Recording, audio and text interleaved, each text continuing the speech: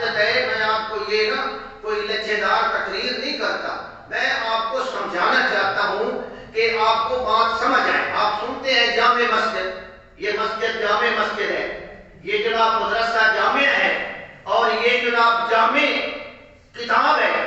جامع کا مطلب ہوتا ہے جمع کرنے والی، جمع کرنے والی، جس کے اندر بہت ساری چیزیں جمع ہو جائیں۔ جامع مسجد کو جامع اس لیے کہتے ہیں کہ جمعہ والے دن اس مسجد کے اندر بہت سے لوگ کیا ہوتے ہیں؟ جمعے کو جمعہ بھی اسی لیے کہتے ہیں کہ لوگ کیا ہوتے ہیں؟ جمع ہوتے ہیں۔ تو یہ جامع آیات ہے قرآن مجید کے اندر، یعنی آیت ایک ہے اور اس کا معنی اور مفہوم بہت سارا ہے۔ اللہ نے سمیٹ دی بہت سی باتیں ایک آیت میں، جیسے یہ آیت آ رہی ہے ان اللہ یأمر بالعدل والاحسان، یہ ایک آیت ہے، اور اس ایک آیت کے اندر اللہ نے 6 چیزیں بیان کی ہیں۔ کتنی چیزیں؟ 6 چیزیں بیان کی ہیں، اور اگر ان 6 چیزوں پہ غور کیا جائے تو اللہ نے اسلام کا عالمی پروگرام اس ایک آیت میں بیان کر دیا ہے۔ عالمی پروگرام، اسلام کا عالمی پروگرام، اسلام کا معاشرتی نظام اللہ نے اس آیت کے اندر بیان کر دیا۔ آیت کیا ہے جی؟ صرف ایک ہے۔ اتنی بڑی جامع آیت اور اتنا بڑا اس کے اندر مفہوم، نبی پاک صلی اللہ علیہ وسلم کے دور میں ایسے واقعات بھی ملتے ہیں کہ بعض کفار آئے، انہوں نے نبی پاک صلی اللہ علیہ وسلم سے کہا جی ہمیں سنائیں آپ کی کیا دعوت ہے، کوئی ہمیں بات بتائیں، سنائیں ہمیں آپ کیا کہنا چاہتے ہیں۔ تو اللہ کے نبی نے یہی آیت پڑھی ان اللہ یأمر بالعدل والاحسان، اللہ تمہیں عدل کا، احسان کا، ایتاء ذی القربى، صلہ رحمی کا حکم دیتا ہے۔ یہ آیت پڑھی، ان لوگوں نے کہا اتنی جامع بات تو ہم نے سنی نہیں، اور اسی آیت کو سن کر انہوں نے ایمان قبول کر لیا۔ ضد نہ ہونا تو اللہ کے فضل سے ایمان قبول کرنے میں کوئی دقت، ہاں جب ضد آ جاتی ہے تو پھر دقتیں بنتی ہیں۔ یہودی تھے، حضرت عثمان ابن مظعون کا واقعہ ہے کہ انہوں نے یہی آیت سنی اور فوری طور پہ اسلام قبول کر لیا۔ ان اللہ یأمر بالعدل والاحسان، اس میں 6 چیزوں کا بیان ہے اس آیت میں۔ کتنی چیزوں کا؟ 6 چیزوں کا، اور 3 ہے کرنے والی اور 3 ہے رکنے والی۔ 3 اللہ نے حکم دیے ہیں، 3 چیزوں سے اللہ نے منع کیا ہے۔ تو کل کتنی چیزیں ہو گئی؟ 6۔ کتنی جامع آیت ہے۔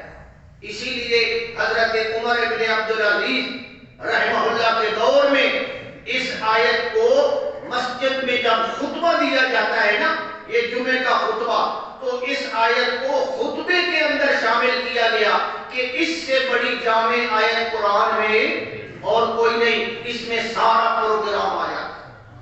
ان اللہ یأمر بالعدل والاحسان وایتاء ذی القربى وینہی عن الفحشاء والمنکر والبغی یعظکم لعلکم تذکرون۔ ایک بزرگ ہوئے ہیں مولانا عبید اللہ صدیق رحمۃ اللہ تعالی، وہ جلا وطن بھی رہے، بڑے بڑے ملکوں کے اندر جاتے رہے، وہ ترکی گئے، تو ترکی کے اندر کتنے سال تک رہے، قرآن کا درس دیتے رہے، آخر کار بادشاہ کے پاس پہنچے۔ پتہ نہیں اس زمانے میں وہ کون سا بادشاہ تھا، مصطفیٰ کمال پاشا یا کون تھا، بہرحال اس سے ملے اور اس کو کہا کہ میرے پاس ملک چلانے کا ایک جامع پروگرام ہے، میرے پاس ایک جامع پروگرام ہے، اگر آپ چاہیں تو میں وہ آپ کو پیش کرتا ہوں، آپ اس کے مطابق ملک چلائیں، انشاءاللہ تعالیٰ ملک ترقی کرے گا۔ جامع انہوں نے کہا یہ صوفی سا ہے جناب، پتہ نہیں یہ کیا کہتا ہے، اس کی کیا حیثیت ہے، اور انہوں نے کہا جی آپ بتائیں کون سا پروگرام ہے آپ کے پاس، آپ کہتے ہیں کہ ملک اس کے مطابق چلاؤ، عالمی پروگرام ہے۔ تو حضرت نے قرآن مجید کی یہی آیت پڑھ دی ان اللہ یأمر بالعدل والاحسان۔ میں کہتا ہوں اگلی باتیں تو بعد میں رہی، اگر صرف عدل پہ عمل کر لیا جاتا کس پہ جی؟ عدل پہ عمل کر لیا جائے. کتنا نظام درست ہو سکتا ہے جی؟ ہمارے گھر سے لے کر ہمارے ایوانوں تک سارا نظام جو خراب نظر آ رہا ہے وہ اسی لیے کہ ہمارے اندر عدل نہیں ہے. عدل ان اللہ یأمر بالعدل. عدل کس کو کہتے ہیں یہ بھی سمجھ لیں. ہم نے عدل کو کچھ اور سمجھا ہوا ہے, ہمیں سمجھ نہیں ہے نا. دراصل ہم نے سمجھا ہوا ہے دو آدمی لڑ پڑے, ان کا جھگڑا ہے جناب, کچھ پیسوں کا, کچھ پلاٹ کا, یا کوئی دنیا کا جھگڑا ہے. اب ہم ان کے اندر گئے جی, ہم آپ کا جناب یہ کرتے ہیں کہ انصاف کرتے ہیں. اب ہم نے انصاف کیسے کیا؟ ہم نے کہا 40,000 مہربانی کر, ادھا تو لے لے کے ادھا اس کو دے, 40,000 تو معاف کر دے فلانی چیز تے 40,000 کو یہ. ہم سمجھتے ہیں ہم نے عدل کیا ہے. اس چیز کا نام عدل نہیں ہے. عدل اس کو کہتے ہیں, سمجھے, کہ ہر حق والے کو اس کا حق دینا. عدل اس کو کہتے ہیں. اگر ان کا جھگڑا ہے اور ایک آدمی ناحق قبضہ کر رہا ہے تو اس سے لے کر دوسرے کو دینا, یہ عدل ہے. یہ عدل نہیں جناب والا کہ جناب عدل کر لو جناب. یہ تو جناب دجالی نظام ہے. یہ تو حق کل اعطا کل ذی حق حقہ, ہر حق والے کو اس کا حق ملے. اور اگر ظالم کے لیے سزا ہے تو ظالم کو سزا دینی چاہیے یا نہیں دینی چاہیے؟ یہ سزا دینا بھی عدل ہے. یہ سزا دینا بھی عدل ہے. اس کو کہتے ہیں کہ جو اس کا حق ہے وہ اس کو دیا جائے, جو اس کا بنتا ہے. اگر مال و دولت بنتا ہے وہ اس کو دیا جائے, اگر سزا بنتی ہے تو پھر اس کو سزا بھی ملنی چاہیے. یہ ہے عدل بنیادی طور پر. ہم نے اس کا مفہوم غلط سمجھا ہوا ہے, جس طرح ہم نے صلح کا مفہوم غلط سمجھا ہوا ہے. یہ جو صلح, ہم صلح کروانے جاتے ہیں جی, قرآن میں آیا, قرآن نے کہا یہ صلح کرو جی, صلح کرو, چلو جی ہم صلح کا مطلب ہم نے کیا سمجھا ہوا ہے؟ چلو جی اگلی نظر کی بیٹی کو ختم کرو جناب, جب پاؤ, چلو جی صلح ہو گئی. یہ صلح نہیں ہے. صلح یہ ہے کہ ان کی باتیں سنو اور جو جس کا حق بنتا ہے وہ اس کو دو, اور جو سزا بنتی ہے وہ اس کو دو, اور پھر ان کی صلح کرو. وہ کہے جی میں نے لاکھ روپے دینا ہے, میں نے اس فلان کرنا, دنیا کو چلو چلو جب پہ پاؤ, پرانی گلا ختم, مٹی پاؤ نہیں. یہ صلح, اس طرح صلح ہو جائے گی, وہ صلح قائم رہے گی. تو اس لیے صلح کا مطلب بھی یہی ہے کہ وہاں عدل و انصاف کیا جائے. اگر عدل و انصاف نہ ہو تو پھر یہ نظام جو ہے ملک کا, یہ اپنا قانون کا, یہ چل ہی نہیں سکتا. اس لیے عدل ہونا چاہیے. اللہ تبارک ہمارے ملک میں عدل ہے نہیں, عدل ہے ہی نہیں. اگر کوئی ہے تھوڑا بہت تو اتنا جناب والا مہنگا ہے انصاف حاصل کرنا. ناراض نہیں ہونا, بات سچی ہے. صرف وکیلاں دی فیس دینا تو آڈے میرے بندے دی جرت تو باہر ہے. پھر جناب والا, پھر آگے عدل. اور جناب والا جو دنیا دار آدمی ہوگا, جو پیسے والا ہوگا, وہ پیسے کے بل بوتے پہ جیت جائے گا, اور ہم سچے بھی ہوں گے تو ہم ذلیل ہوتے رہیں گے. اور ایک ایک مرلے کے لیے, ایک ایک جناب سرسائی کی جگہ کے لیے سینکڑوں سال گزر جاتے ہیں, نسلیں گزر جاتی ہیں, اس کا فیصلہ ہی نہیں ہوتا. ایمانداری سے بتائیے یہ عدل ہے؟ ایک نسل گزر گئی, دوسری نسل آ گئی, جھگڑا کے ہوئے جی, ایک مرلے دا, 5 مرلے دا, 10 مرلے دا جھگڑا, اور وہ جناب نسل در نسل چل رہا ہے. کیا یہ انصاف ہے؟ اس کا نام انصاف نہیں ہے. یہ سمجھے بات. تو اسی لیے پیغمبر علیہ الصلوۃ والسلام نے فرمایا کہ ہر معاملے میں عدل کرنا چاہیے. ہر معاملے میں, یہ نہیں کہ صرف ان چیزوں میں, حتیٰ کہ عبادات میں بھی عدل ضروری ہے. عبادات میں بھی ایک صحابی تھے, نبی پاک صلی اللہ علیہ وسلم کے پاس آیا, یا رسول اللہ میں روزانہ روزہ رکھتا ہوں, یا رسول اللہ میں تو یہ کرتا ہوں, بڑا نیک ہوں. اب ذہنی طور پہ تو وہ نیک ہے, ذہنی طور پہ. نبی پاک صلی اللہ علیہ وسلم نے فرمایا کہ یہ چیز درست نہیں ہے, تو عدل نہیں کر رہا. اِنَّ لِرَبِّكَ عَلَيْكَ حَقٌّ, جس طرح تیرے رب کا تیرے اوپر حق ہے وَإِنَّ لِنَفْسِكَ عَلَيْكَ حَقٌّ، اسی طرح تیرے اپنی جان کا بھی تیرے اوپر حق ہے، اپنی جان کا بھی حق ہے۔ وَإِنَّ لِزَوْجِكَ عَلَيْكَ حَقٌّ، اور تیری بیوی کا بھی تیرے اوپر فَآتِ كُلَّ ذِي حَقٍّ حَقَّهُ، جب تک ہر حقدار کو اس کا حق نہیں ملے گا اس وقت تک عدل نہیں ہوگا۔ یہ بات سمجھ آ گئی؟ عبادات میں عدل، اعتقادات میں عدل، اعمال میں عدل، اخلاق میں عدل، ساری چیزوں میں عدل ہونا چاہیے۔ اعدلوا هو اقرب للتقوی، عدل کرو یہ تقوی کے قریب ہے۔ اسی لیے تو جب نبی پاک صلی اللہ علیہ وسلم نے قیامت کا منظر بیان فرمایا نا، قیامت کا، کہ قیامت بڑی سخت ہوگی، حالات بڑے سخت ہوں گے، سورج سوا دینے پہ آ جائے گا، گرمی ہوگی، پسینہ ہوگا، کسی کا پسینہ ٹخنوں تک، کسی کا گھٹنوں تک، کسی کا کمر تک، اور کسی کا اللہ کے نبی نے فرمایا میں تلجمہ الجاما من العرق، کسی کا پسینہ یہاں تک ہوگا، ایسے وہ منہ اوپر کر کے کھڑا ہوتا، پسینہ یہاں تک ہے، سانس لینا ہی مشکل ہے۔ تو کتنا بڑا سخت ٹائم ہے، پھر گرمی، پھر گھبراہٹ، پھر رب کے سامنے پیشی۔ پیشی کس کے سامنے؟ پیشی تا ایتھے جناب تواڈی میری ہو وجے نا تھانے دار کے سامنے، اے سی ڈی سی کے سامنے، تے بالکل جناب والا سدے سنجیدہ ہوئے نہیں یا نہیں؟ بالکل بڑی جواب ہوتی میری پیشی آئی، بڑی فکر ہوتی ہے کیا بنے گا، تو رب کے سامنے پیشی۔ اندازہ لگائیں نا، یوم یقوم الناس لرب العالمین، اس دن پیشی کس کے سامنے ہوگی؟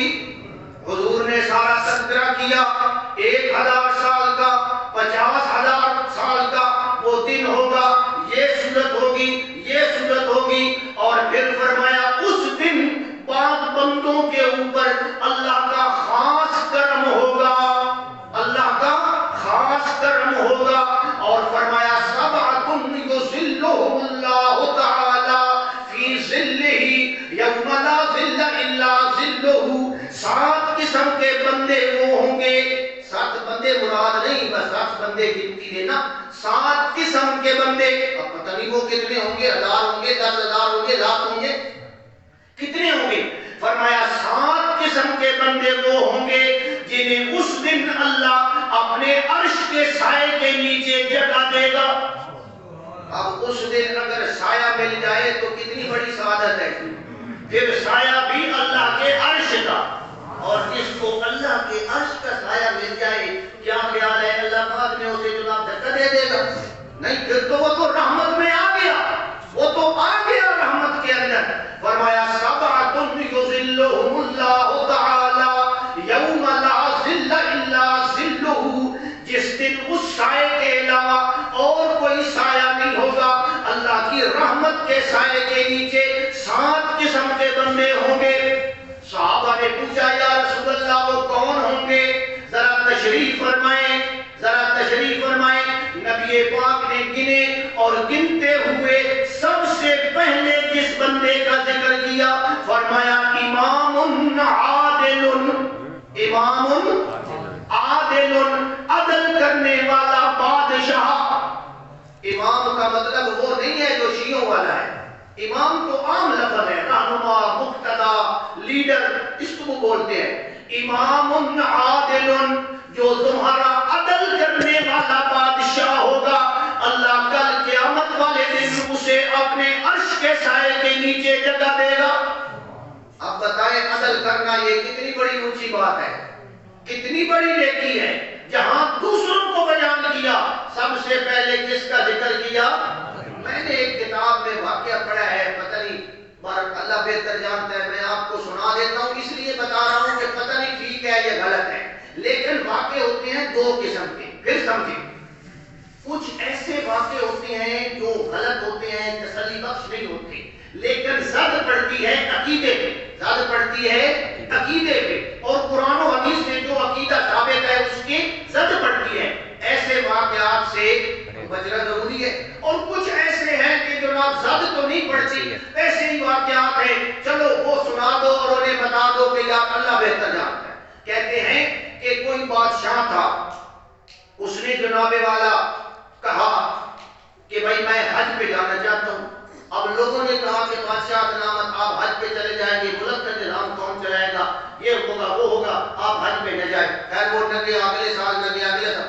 آخر کار فیصلہ یہ کیا کہ بادشاہ سلامت ایسا کرے آپ حج پہ نہ جائیں، آپ نہ کسی اپنا حاجی سے نا حج کا ثواب خرید لیں.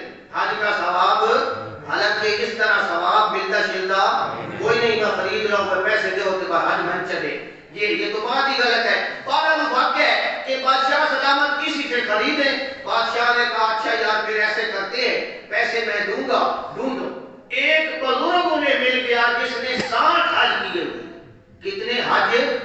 وہ جناب دوبارے ہو گئے، اسے اندے پیچھے ہو گئے. بادشاہ نے وزیر انہاں کے بزرگوں ایک حج لائٹ لین ہے، جتنے پیسے منگو اسی دین لو تیار ہیں. بادشاہ سلامت انہوں حج دے دو.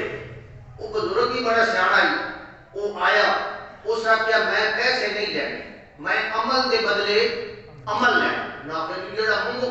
انہاں کے بزرگ آ کیا ٹھیک ہے، ایک حج نہیں میں 60 دے 60 حج دین واسطے تیار ہاں. بادشاہ نے جدوں انصاف کیتا ہے اس انصاف والے عمل دا ثواب مل چلے. مطلب کیا ہے کہ انصاف کرنا، عدل کرنا یہ بہت بڑی قیمتی بات ہے، اور عدل کرنے سے امن پیدا ہوتا ہے، اور امن پیدا ہو جائے تو سارا نظام ٹھیک ہو جاتا ہے. ہاں جی، امام عادل، عدل کرنے والا بادشاہ، اللہ اسے کل قیامت والے دن اپنے عرش کے سائے کے نیچے جگہ عطا فرمائے گا. آج ہمارے ہاں کیا ہے جی، غریب آدمی پھنس جائے نا اس کو تو 2 رگڑا دینا، اور بندہ ہوئے امیر، بندہ ہوئے کچ کپڑیا، بندہ ہوئے سفید پوش، بندہ ہوئے معززین شہر، اے سارے جڑے نام رکھے ہوئے نا اصا تساں اے ذرا غور کرو. اے بھی معززین شہر ہیں، پرلے درجے کا شرابی، زناکار، بدماش، اعلیٰ درجے کا وہ معززین شہر بنے. یہ قیامت کی نشانی نہیں تو اور کیا ہے؟ یہی تو قیامت کی نشانی ہے. نیک آدمی کی کوئی عزت نہیں، کوئی ویلیو نہیں. پیسے والا ہے، بدماشی والا ہے، اس کی عزت ہے. اکرم الرجل مخافۃ شرہ، میرے نبی نے فرمایا جب یہ حالات پیدا ہو جائے، بدماش لوگ، برے لوگ وہ معزز گنے جائیں، ان کی عزت کی جائے، سمجھ لو قیامت قریب آ چکی. آج یہ دور آ چکا ہے یا نہیں آ چکا؟ تو اس لیے یہ بات سمجھنی چاہیے کہ اصل جو متقی ہے وہ کون ہے جی؟ اکرمکم عند اللہ اتقاکم، جو متقی اور پرہیزگار ہوتا ہے.